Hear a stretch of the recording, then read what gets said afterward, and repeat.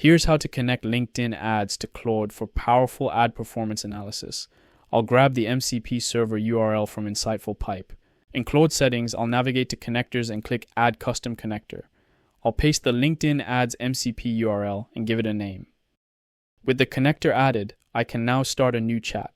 I'm going to ask Claude for something substantial, a full LinkedIn ads performance report.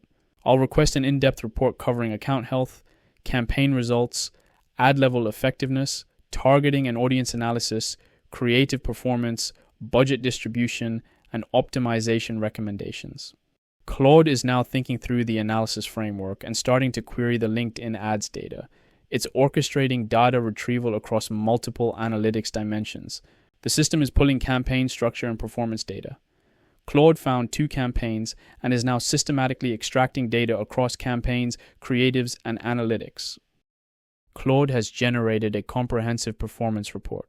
On the left, you can see the full summary with sections for executive summary, account health, campaign results, ad level effectiveness, and targeting analysis. The report includes detailed tables comparing creative performance, video completion rates, and budget reallocation recommendations. All of this was generated directly from your LinkedIn ads data through the MCP connection, ready to download as a document.